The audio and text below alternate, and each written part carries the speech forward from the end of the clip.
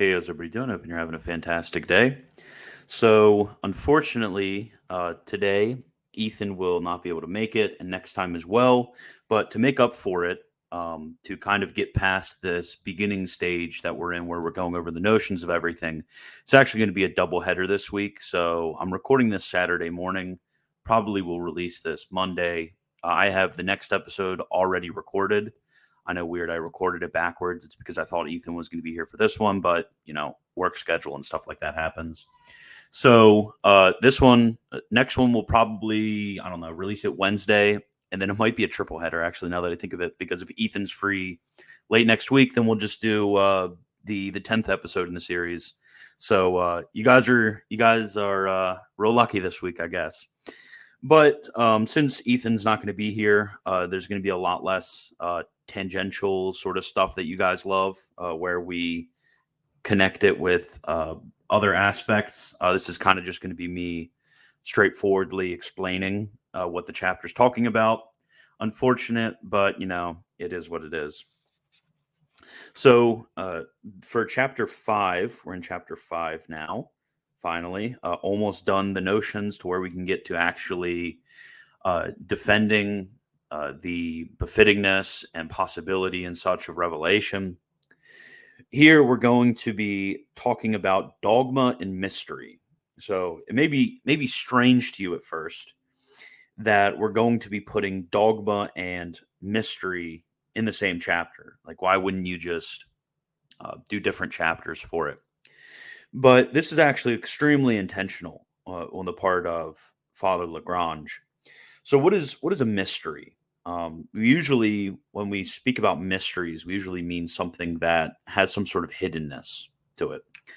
And that's the general sort of nominal, not nominal, common, if you want to put common sort of notion that we're working off of when we talk about mystery. It's basically something which has some sort of hiddenness to reason, not only to an individual's reason, but to reason considered in itself, if you want to put it like that, or in our condition. So from this, we're actually able to have a twofold distinction: mystery in the broad sense, and then mystery in the strict sense.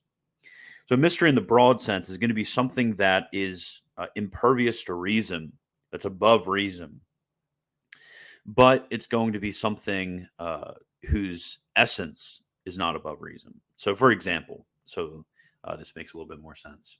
The fact that Jerusalem was destroyed in 70 AD, that is something which before 70 AD was hidden to people's reason. But now that we're after the fact, we can easily understand it. So before it was a mystery in the broad sense, now we can understand it. Or really any of the decrees of God, we can think about it like this. Or something like the fact that we have a vicar of Christ. The fact that we have a pope. The fact that we have a pope, that's not something which is not something which is hard to understand, but it was something which was hidden before the revelation of the papacy in the New Testament. It's something which was hidden. So those are mysteries in the broad sense. We can also have mysteries in the strict sense. When it comes to mysteries in the strict sense, not only are they above reason as to their existence, like we talked about with the other ones, but also as to their essence. So they are above every intellect, both created and creatable, and they require revelation. So even the highest angel cannot know the existence or the essence of the Trinity without it being revealed to him. And then even then, as we'll talk about later, through analogical notions outside of the beatific vision, that is. So it requires revelation. It's above, it strictly exceeds every intellect which is creatable. And then what's also interesting is even after revelation, it's hidden. It's hidden in the sense that it can't be comprehended. So we can't comprehend it. Even in the beatific vision, we won't comprehend. comprehend as in exhaustively comprehend, to clarify. And then also it's hidden in the sense that we can't demonstrate it. We cannot demonstrate any of these things even after revelation. And then we're going to get into this, why this is going to be problematic for some thinkers in a minute. But next, so I sort of started this by indicating that it may seem to be a bit weird that we're talking about mystery and dogma, because the modernists will have you think that mystery and dogma are somehow opposed to one another. But really, what dogma is dogma is to a mystery as an assertion is to a thing asserted. So dogma is to a mystery as an assertion is to the thing asserted. So what dogmas are the medium in which we understand the mystery. That's what a dogma is. A dogma is a statement of the mystery. And we can also, if you, this isn't magisteriology, so I won't be getting into much detail about this. But yes, technically, we can distinguish further and to define dogmas and such. But that's unimportant for right now. If you want to learn more about that, read something on magisteriology. This is just the sense of a dogma as an assertion of a mystery. So a dogma is distinct, though, and this is extremely important. This is going to help a lot with understanding the evolution of dogma in its proper sense. So dogma is distinct from a dogmatic formula. So dogmatic formula is the presentation of a dogma, quaidnos, so according to us, by the teaching church. So, for example, the assertion, the Word was made flesh, and the definition of Chalcedon on the Incarnation, those are actually expressing the same exact dogma. But the dogmatic formula is something which has changed, whether it be through the clarification of definitions, whether it be through drawing forth some conclusions, and that's controversial, actually, which we'll talk about later. Actually, I won't really talk about it later in such. But dogmatic formula needs to be distinguished from a dogma, which needs to be distinguished from the mystery. All those need to be distinguished from one another. Very important. Okay, so now the heterodox notion. So this is typical Garrigou, talks about the Catholic notion, then talks about the heterodox notions to help us understand it more. But the heterodox notions are very helpful here. So we're going to have three errors on this point. So the first error is going to be the rationalists, the second are going to be the modernists, and the third are going to be the semi-rationalists. And unfortunately, a lot of people actually accidentally fall into the semi-rationalist camp, which you can gently inform them of this. You don't have to go beat them over the head and call them semi-rationalists and whatever. But so the first are rationalists. So rationalists, they think that the dogmas are unintelligible. So when we talk about the dogmas being incomprehensible or indemonstrable, they think that means unintelligible. So they think that the whole idea of a dogma expressing a mystery is nonsense and is some sort of natural symbol, which is what they call it. And then what's interesting is next comes the modernists. So the modernists, if you remember all the way back, us talking about the modernists and their feels and all that junk and their religious sense, the modernists, they look sort of within ourselves, and they say that actually what dogmas are, and unfortunately, it seems like there are a lot of Catholics, older Catholics, who speak this way. But dogmas are actually sort of symbolic representations of our interior sense, our sort of subjective religious experience. And that's what dogmas are expressing. So dogmas aren't expressing that objective truth out there, but rather dogmas are expressing something psychological, if you want to put it like that. And then in the third position are the semi-rationalists. So the semi-rationalists, they what they believed is they denied, in a certain sense, the indemonstrability of the dogmas. So they thought that after revelation, after one has assented to faith, that one could prove from natural reason the dogmas. So, for example, and a lot of people do this with the Trinity. We have the Trinity. The Trinity is a mystery hidden from the ages, and it's revealed unto us in the Old Testament in a less clear manner, and then manifestly in the New Testament, it's revealed unto us. And then a certain believer assents unto it by the assent of faith.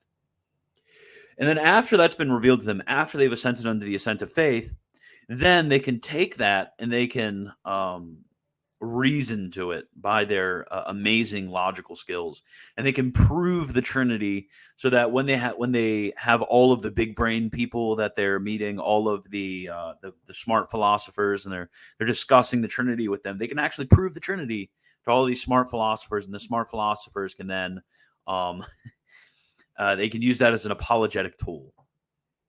Completely bogus, completely wrong. Not only does it make no sense objectively, because these are mysteries and therefore definitionally cannot be known through the natural order, rather must be known through the supernatural order, which next episode on supernatural order, a lot of these things are going to click for you, trust me. Not only that, junk on that end, but also on the end of the assent of faith. Because as the Thomists affirm, one cannot have knowledge, scientia, and faith of the same object under the same respect. And since there's no natural aspect to the Trinity, so like, for example, when it comes to the existence of God, we can actually know his existence as creator and then his existence as author of the supernatural order. Again, next episode, that'll make sense. There's no natural aspect to the Trinity.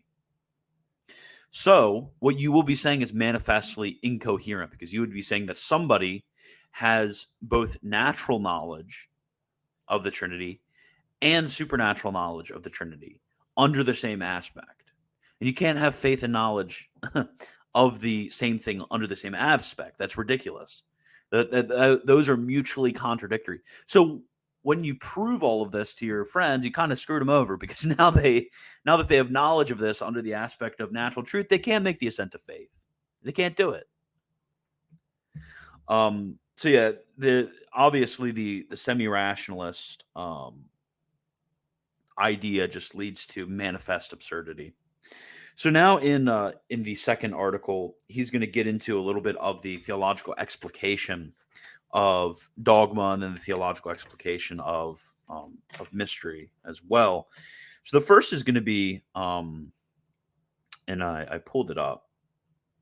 The first is going to be the division. So first, what we need to know is that basically, when it comes to, if you want just kind of quick and easy distinction between the three types of heretics when it comes to this. So when it comes to the distinction between natural and supernatural mysteries, which we have here, the rationalists deny the distinction between natural and supernatural mysteries, which we're going to be talking about here. The rationalists think it's a per accidens distinction. So they think it's only something which is accidental, and actually the same intellect with the same powers can know both. It just happens to be tough luck. God has made it in such a way where we can't know the Trinity from natural reason for some reason until he tells us about it. Kind of like the destruction of Jerusalem, that we don't know that decree until afterwards. And then the Catholics, they think it's a per se, so an essential, an adequate distinction, which is based not on not on us, not on merely the will of God, but actually on the objects themselves, which is the teaching of Vatican I, by the way, which I think puts the Scotistic view on this in jeopardy, whether one can hold it. Although that is a story for a different day. But the distinction that we have between the two is, first, natural mysteries, again, like the knowledge of God's decree to destroy Jerusalem, and such. So those are things which can be known without revelation, at least as regards its existence. We just aren't able to know it due to some sort of impediment. And the second, which is supernatural. So supernatural, which indeed cannot be known without revelation, even as regards its existence. So we actually need revelation with these. It's not just some sort of impediment. So under the first, I'll distinguish natural. So de facto hidden as regards its essence, and then hidden as regards its intimate essence. So when it comes to de facto, hidden as regards its existence, I think I said essence twice. The first one, hidden in regards to existence. Second one, as regards to intimate essence. And then as existence of the physical order, so what things exist in the depths of the earth or of the sea. And the second of the intellectual moral orders, so the secrets of the heart or secrets of a given religious society. So with those, as regards its existence, like, yeah, you don't know what happens on the bottom of the ocean. Like, you don't know what's there. You don't know what somebody's thinking. Things like that, the natural mysteries. And then second hand, hidden as regards its intimate essence. So you know that it is. You just kind of have trouble with what it is. So relatively in regard to the human intellect. So this would be things that we have difficulty knowing, although angels wouldn't. So this would be in the created order. So the intimate nature of physical energy, nutrition, sensation, intellection, free choice, transitive causality, etc. So with these, basically, and actually, Garrigou on his Sens commune, he goes into detail. He has a very beautiful reflection on the relative. The relative, I don't even know what the technical term, the relative natural mysteries hidden as regards its intimate essence. That's kind of a mouthful, but he actually has in the created order, he has a really cool reflection on this, which is very great. Basically, like we can barely know the actual essence, the real definition of a butterfly. Because we don't really know the specific difference of butterfly nest. We kind of know it's an animal and we know some of its attributes, but we don't really know the intimate essence of it. And then on the other hand, absolutely. So there are certain ones that are natural, but they cannot be known by any created intellect. So this would be the intimate reconciliation of the naturally knowable attributes of God, which this can lead to a very good reflection on the sort of limits of our knowledge when it comes to the multiplicity of perfections which we attribute to God, and his intimate simplicity, and his ultimate freedom and his determinateness, and so on and so forth. But just read. Let's see. If you go to his predestination, one of his chapters, he actually has a good one on how to apply these concepts of mystery to theology. It's like chapter 2, chapter 3, something like that. Very short. It's very good. So if you want to reflect more upon that, definitely check out that chapter. And then we also have the supernatural mysteries, as I talked about, which cannot be known without revelation, even as regards its existence. So on the one hand, we have broadly speaking, and the other hand, we have strictly speaking. So with broadly speaking, those are which do not remain obscure after revelation, but are easily understood. So basically the existence cannot be known without revelation, but the essence can be known without revelation. So divine decrees, basically, the fact that God has decreed that, let's say 20 years ago, that Jorge Bergoglio would be the Pope of the Catholic Church. That is a divine decree that is easily intelligible. But it's something which cannot be known without revelation. And then also its essence. So intrinsically supernatural mysteries. So the Trinity, incarnation, the life of grace, and so on. So the next section that he goes over after this has to do with the intelligibility, because if you remember, the rationalists, they had a big difficulty with the fact that we say that the mysteries are intelligible but incomprehensible. They think that those are, I need to pull something up, that those are contradictory. De Filius, let me see. I think those are contradictory, but obviously that's ridiculous. Let me see. Boom, boom, boom. Sharing my screen. But this, okay, right there. So we say that the mysteries are indemonstrable, so that we can't prove it. Prove it neither a priori, a posteriori, or by a reductio ad absurdum. Those are the three modes, the two direct modes and the one indirect mode. In none of those ways can we prove, we demonstrate the mysteries. We can't do it. It's also incomprehensible, which means that we can't, not only when it comes to the existence, but also cannot know the notions completely. So let's say I will make it a little bit easier. So let's say I said that sanctifying grace is an entitative habit. Sanctifying grace is an entitative habit. Outside of Revelation, I guess, supernatural entitative habit, whatever you want to say. With that, it's something which is indemonstrable and incomprehensible, but it's not unintelligible. Why is it not unintelligible? So there could be some sort of material understanding of this.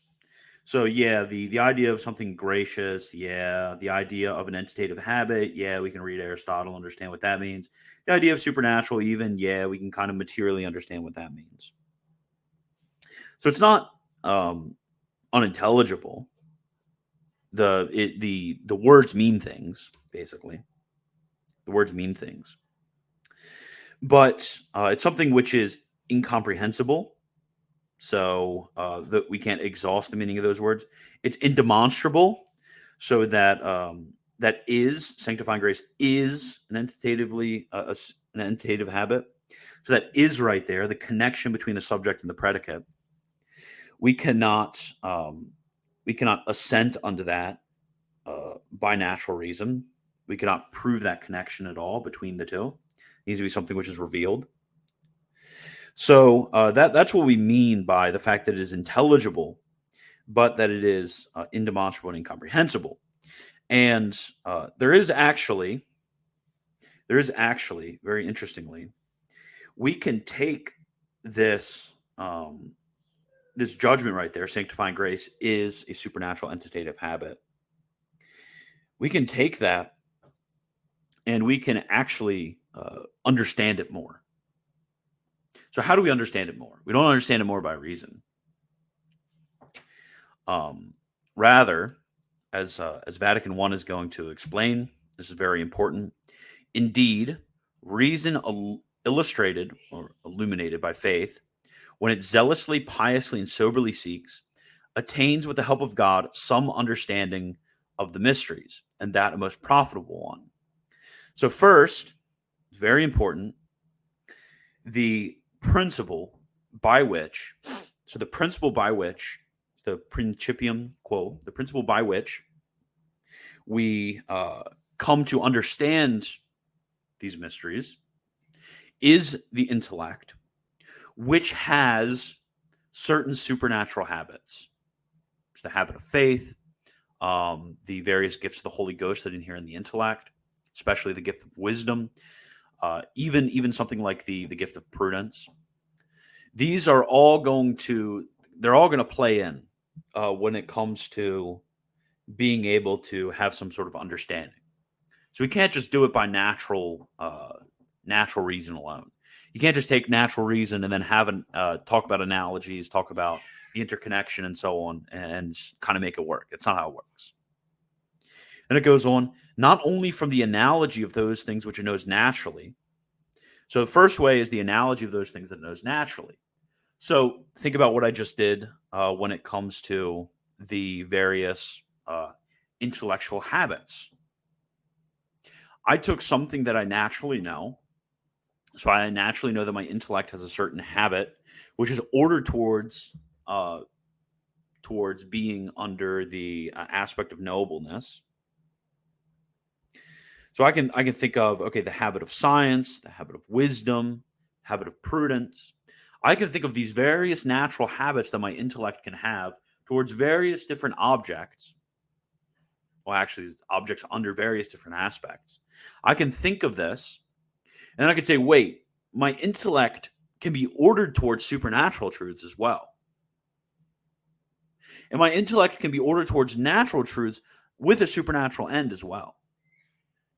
So I can take by analogy of those things which are created, I can have some sort of understanding with uncreated things. Same thing with the notions of essence, substance, person, change, so on, motion, and so on. I can have understanding of all of these various different natural truths. And from those, I can have some sort of understanding by way of analogy of the supernatural mysteries. And then not only that, but also from the connection of these mysteries among themselves and with the last end of man. So it's interesting. So what we have is we have the ability to take all of these revealed objects, all of these, revealed judgments, all of these revealed judgments that we have, all of these dogmas, and we're able to order them together, just as we would take a natural science, say logic, and we would order it. We distinguish between material and formal logic. We distinguish between the first, second, and third acts of the intellect.